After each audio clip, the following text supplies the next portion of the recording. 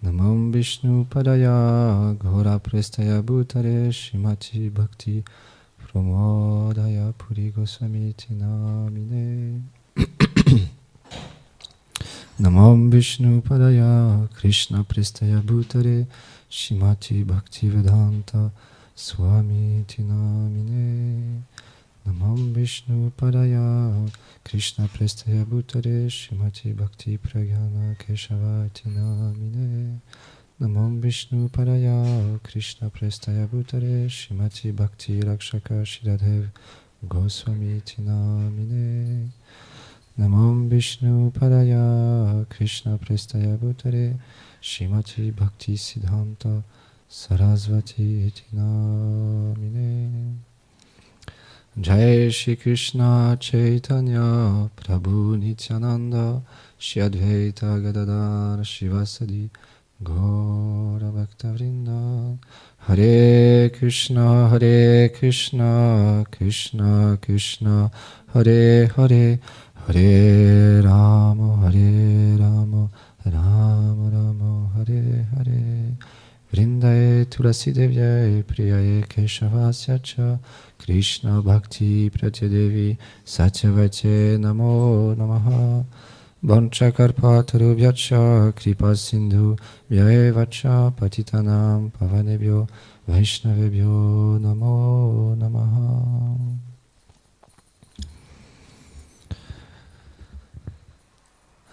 Shri Bhakti Vibhuda Bodhayan Goswami Maharaj, dans une conférence, il partageait ce point très intéressant pour nous. Et il posait cette question, est-ce qu'on est fortuné ou infortuné d'être dans cet âge de Kali? Et quand on va dans la rue, comme avec mon frère à Sabiari en ce moment, extérieurement parlant, c'est très difficile de voir une bonne fortune en étant présent dans cette âge de Kali. On voit tellement de personnes qui sont... Leur point commun, c'est qu'ils viennent dans un endroit où il y a des boutiques bien éclairées, très attirantes, avec toutes sortes de choses électroniques, des vêtements, des objets, des ustensiles de cuisine,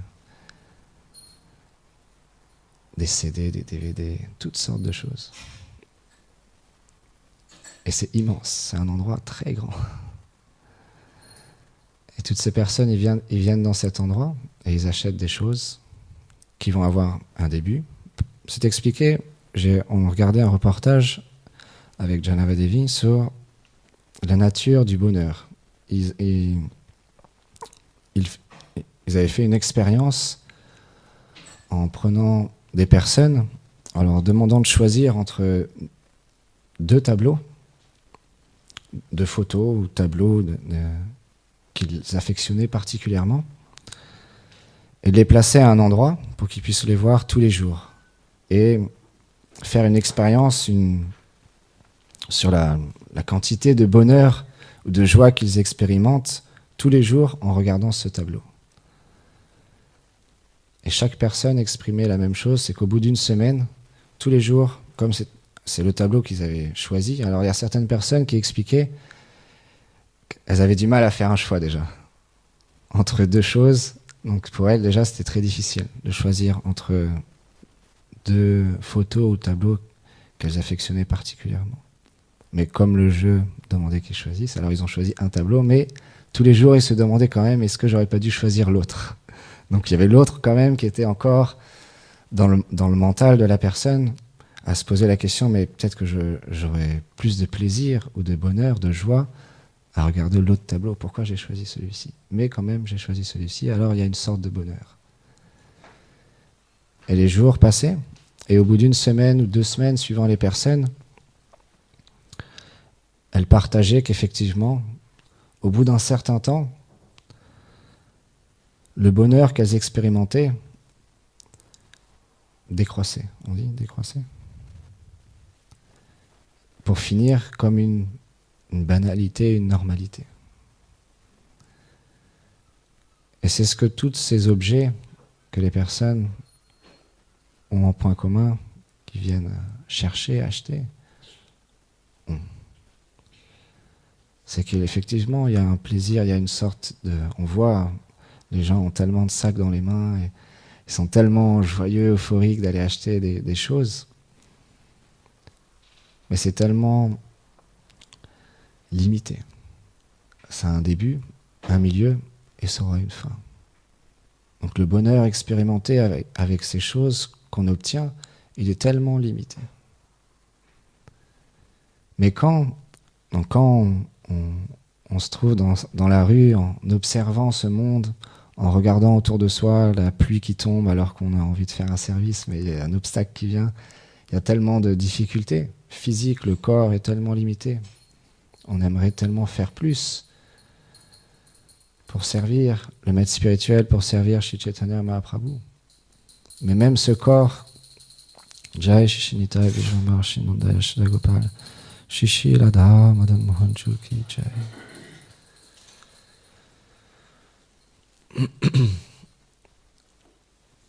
Ce corps a une limite à servir. Mais comme c'est la propension même de l'âme de servir, naturellement, on continue.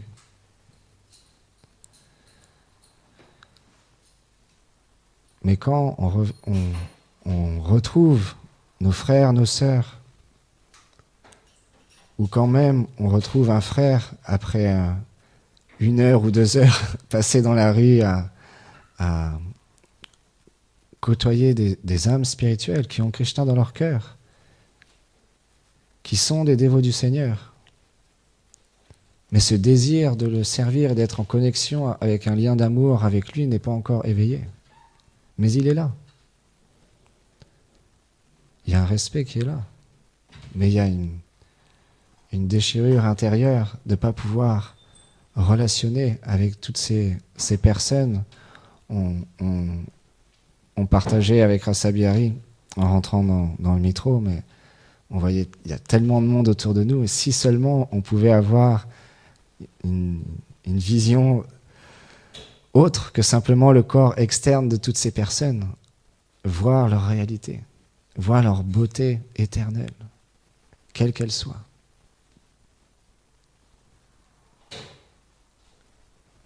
On s'évanouit, s'évanouirait tellement la beauté et l'attirance et l'amour qui se dégage de cette réalité est puissante.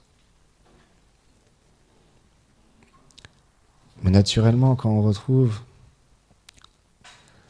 des personnes qui ont contracté ce désir dû à l'association avec le maître spirituel, c'est comme recharger les batteries pour continuer le service. Parce que l'association, c'est tellement important. Être associé avec des personnes qui ont ce même désir, c'est tellement rare. C'est expliqué dans Shri Chaitanya Charitamrita. On est passé à travers d'innombrables formes d'entités vivantes, d'arbres, de plantes, de poissons, d'oiseaux, d'insectes, de vers de terre. Il y en a des millions et des millions sous terre. Mammifères pour enfin obtenir cette forme de vie humaine qui est si rare, si précieuse. Quelque chose de rare et de précieux, bien qu'il est temporaire et imparfait, ce corps, par la grâce du maître spirituel qui a planté la graine de la plante de la dévotion dans notre cœur, il peut être engagé à écouter les gloires du Seigneur, à chanter les gloires du Seigneur, à se souvenir des gloires du Seigneur. Et comme disait Gurudev l'autre jour, comme Nityananda et Haridas Thakur, partager, donner Krishna, donner Gauranga. Quand on passe le balai dans le temple, quand on peint des merveilleux tableaux pour embellir la salle de temple, c'est un service qui est directement connecté à Nityananda, Haridas Thakur. Parce que chaque personne qui va rentrer en contact avec par exemple un livre comme le Srimad Bhagavatam. Je m'en rappelle l'autre jour, il y a quelques semaines, une personne, elle était artiste. Donc elle a été vraiment attirée par les peintures. Et pour finir, je lui ai demandé de choisir quel livre il souhaitait prendre. Et il a dit, oh, cette peinture, elle m'inspire beaucoup. Je vais prendre ce livre. Et il a pris le Srimad Bhagavatam. Donc chaque service est important. C'est simplement le désir et l'intention avec laquelle on accomplit les choses qui va apporter des fruits dans notre vie spirituelle, dans notre bhajan et dans notre cultivation de la plante de la dévotion qu'on arrose quotidiennement. Parce que cette plante, naturellement, elle va grandir. Parce que le maître spirituel est très, très miséricordieux. Il nous engage tous les jours dans le service de dévotion. Quel que soit l'endroit où on se trouve, quelle que soit la situation dans laquelle on se trouve, la bonne fortune qu'on a par la grâce de Krishna, c'est expliqué, d'avoir pu rencontrer le maître spirituel et par la grâce du maître spirituel un jour, ou tous les jours, rencontrer Krishna. Par la grâce de Krishna, on rentre en contact avec le maître spirituel et par la grâce du maître spirituel, on rentre en contact avec Krishna. Naturellement, cette plante de la dévotion, elle va grandir, elle va porter des fruits. C'est juste question de temps. Jai Shri Nishingadeva Bhagavan Ki Jai Shri. On se remémore souvent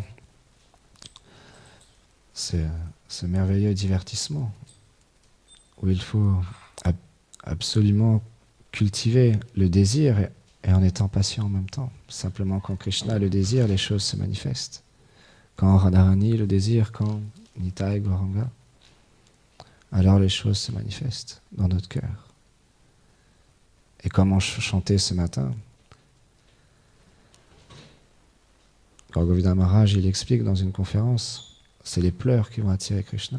Oh, quand donc des poils se hérisseront de mon corps, des larmes couleront de mes yeux, et ma voix s'étranglera-t-elle en chantant ton saint nom? Comme on chantait tout à l'heure,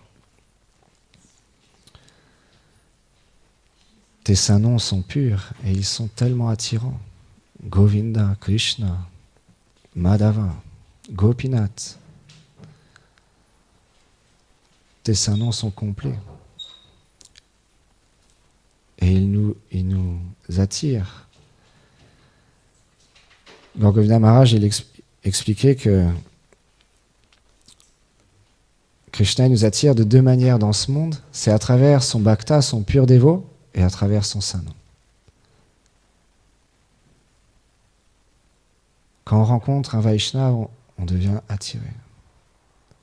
Si notre cœur est simple et qu'on est désireux, Dieu a une sukriti de devenir un serviteur, on devient attiré par cette dévotion, par cet amour qui se dégage des Vaishnavas.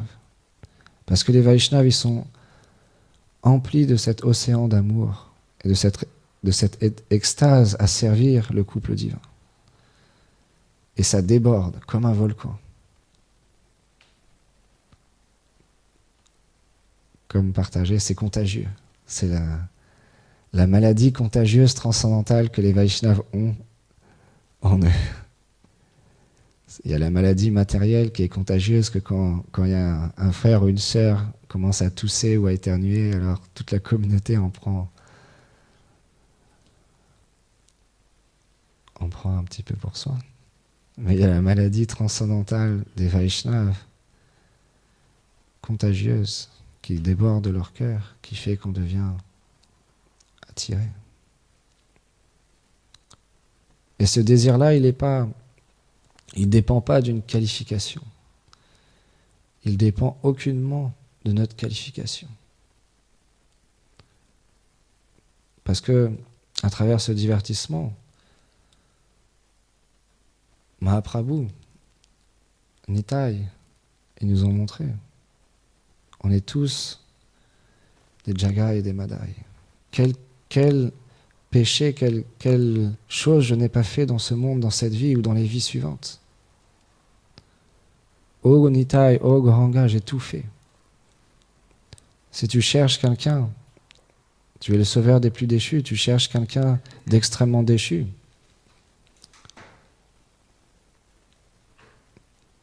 Tu l'as trouvé, il est en face de toi.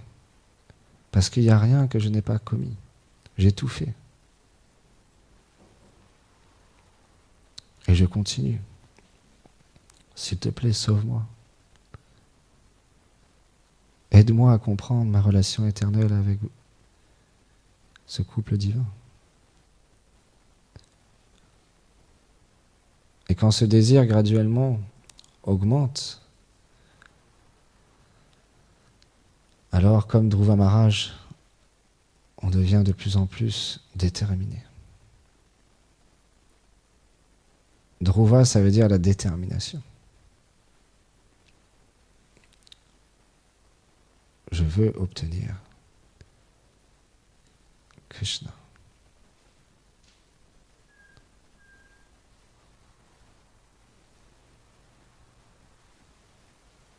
Et Dhruva Maharaj, bien qu'il avait que 5 ans, sous la guidance de sa mère, il est parti dans la forêt. Et en 6 mois, il a obtenu le darshan de Krishna.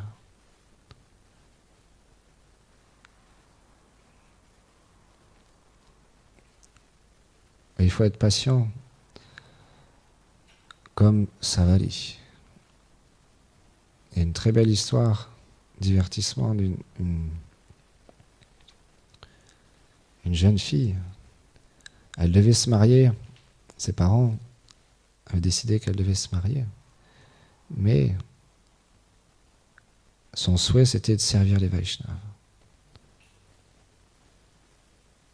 Et elle avait entendu parler d'un endroit particulier où il y avait des Vaishnavas qui vivaient dans des huttes, très simplement.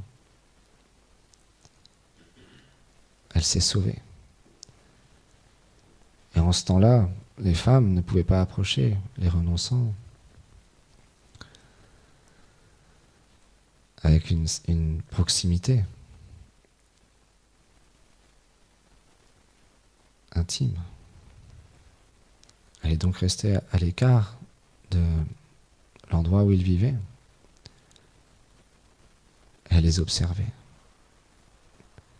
Et elle se demandait qu'est-ce qu'elle pouvait faire pour les servir. Parce que naturellement, quand on aime, quand on devient attiré, spécialement par les Vaishnavas, alors il y a cette proportion même qui est la nôtre, qui est de servir, qui se manifeste. Elle a commencé à nettoyer l'endroit où ils faisaient leur ablution. Et un Vaishnava, tous les jours, il voyait l'endroit propre. Il se demandait, mais qui ça peut être? Et au bout d'un certain temps, il s'est caché. Et il a vu cette jeune fille, cette jeune dévote, qui nettoyait l'endroit avec tellement de dévotion. Et ensuite, elle a vu qu'ils allaient collecter du bois. Donc dans la nuit, en cachette. Il ne fallait pas qu'elle se fasse prendre. Elle allait chercher du bois et elle l'entreposait près de leur hutte pour qu'ils puissent cuisiner et chauffer. Et un Vaishnava, il a été tellement conquis.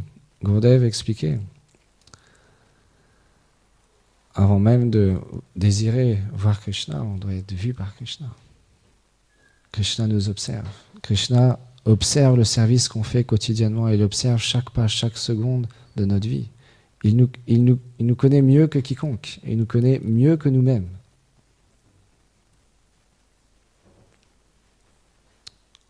Et cette dévote, elle a conquis le cœur du Vaishnava parce qu'elle voulait recevoir l'initiation spirituelle de lui. Et un jour, le Vaishnav lui a dit, ok, bien que les autres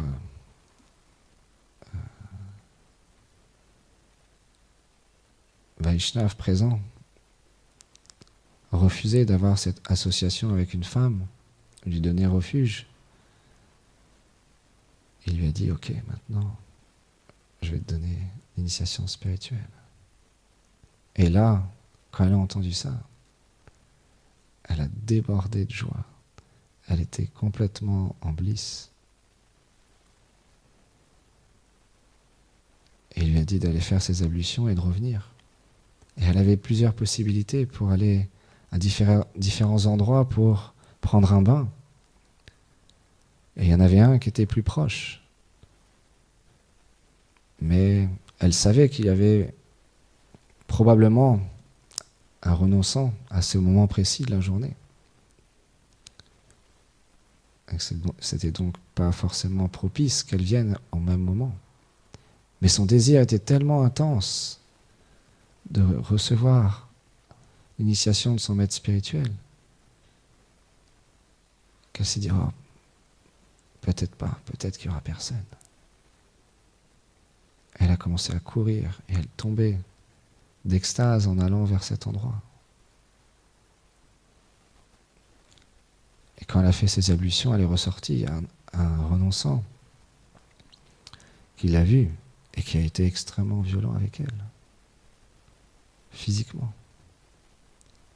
Mais son extase était tellement grand. Comme tous les grands Vaishnavas, on entend les divertissements de Prahlad Maharaj, Haridas Thakur. Peu importe ce qui se passe extérieurement, il y a une telle vie intérieure, on peut même pas appeler ça une vie intérieure, c'est plus que ça. La réalité de l'âme, de la dévotion, l'amour qui est tellement puissant qui fait qu'il n'y a rien qui peut perturber. Elle a continué à courir dans son extase, rejoindre son maître spirituel. Et elle a reçu l'initiation de son maître spirituel et il lui a demandé de faire un service tous les jours parce qu'il lui a dit, notre Seigneur bien-aimé, Ramachandra, va bientôt arriver. Tous les jours, prépare des fruits pour sa venue et nettoie l'endroit pour l'accueillir. Et tous les jours, elle accomplissait ce même service avec tout son amour et sa dévotion et cette patience jusqu'à arriver à un âge très âgé. Gurudev y partageait l'autre jour ce divertissement avec ce grand Vaishnava à Vrindavan. C'est tellement extraordinaire de pouvoir entendre, de pouvoir être en connexion. C'est il y a quelque temps. Je ne sais pas si on se rend compte, mais les Vaishnavas qui sont dans notre Guru Parampara, c'est il y a vraiment très peu de temps. Que dire de Nityananda, Gauranga et de tous leurs associés? Quand on va en Inde, on fait un pèlerinage à Navadvip. C'est tellement extatique de mendier la miséricorde de tous ces Vaishnavas, Advaita Acharya, tous ces lieux, Haridas Thakur, qui sont chargés de dévotion. Et sous la guidance du maître spirituel, on peut recevoir une goutte d'amour, de prème, une poussière. Mais une poussière dorée qui nous encourage de plus en plus à découvrir notre réalité éternelle. Même une poussière, c'est tellement extatique. Et Savari, son maître spirituel avait quitté ce monde. Elle a continué à faire son service jusqu'au jour où Ramachandra est arrivé. Et parmi toutes les huttes, il a choisi d'aller dans celle de Savary. Et elle avait des fruits particuliers qui extérieurement, on ne pouvait pas véritablement savoir s'ils étaient mûrs ou pas. Alors elle les goûtait elle-même avant de les donner à Ramachandra. Et Lakshman, il disait à son frère, mais est-ce que tu te rends compte de ce que tu fais? Mais Ramachandra était tellement absorbé dans l'amour qu'avait cette Vaishnavi, qu'elle goûtait ce nectar. Et après, ils ont avancé dans un lieu où il y avait cet étang où elle s'était baignée. Et Ramachandra a vu ce lieu et dit, oh, mais pourquoi il est tout sale et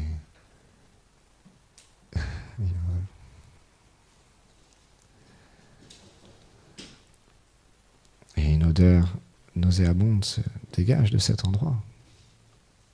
Et ils ont tous dit, ah, c'est parce qu'il y a cette vieille Vaishnavi qui s'est baignée. Alors depuis ce moment-là, ce lieu est devenu impur.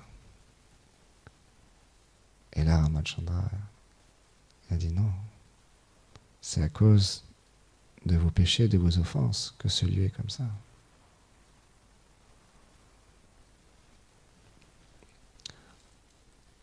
Il y a tellement de divertissements de Vaishnav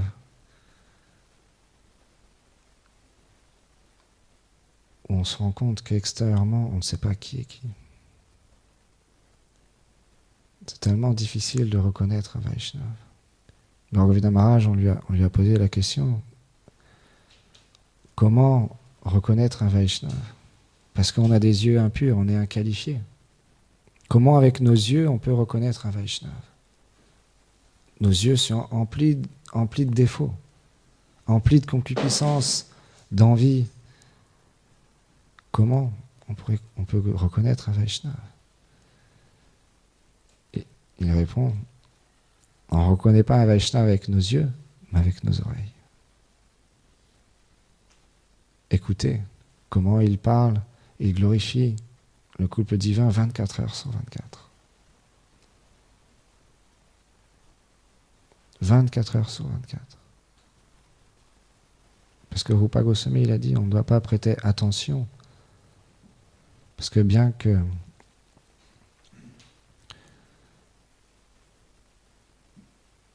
un Vaishnav peut avoir pris naissance dans des familles très basses, avoir une déformation physique externe tellement... Mais on ne doit pas prêter attention à ces choses-là. Parce que le corps du Vaishnav, ce n'est pas un corps ordinaire. La vie d'un Vaishnav, ce n'est pas une vie ordinaire. Tout ce que fait un Vaishnav, ce n'est pas ordinaire. Parce qu'il est toujours en connexion avec sa réalité et avec le couple divin. Donc naturellement, si on est associé avec de tels Vaishnavas, et si nous-mêmes, on s'associe les uns les autres à chanter ensemble, à faire du service, à parler de Krishna, on deviendra de plus en plus attiré et plus fort dans notre vie spirituelle.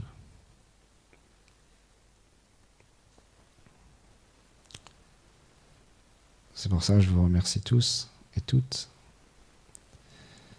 d'être ici au temple de Gopalji Mandir et d'accomplir un service et de me donner juste l'opportunité d'être associé avec vous. Je suis tellement fortuné. Gopalji Mandir, Hari Bol.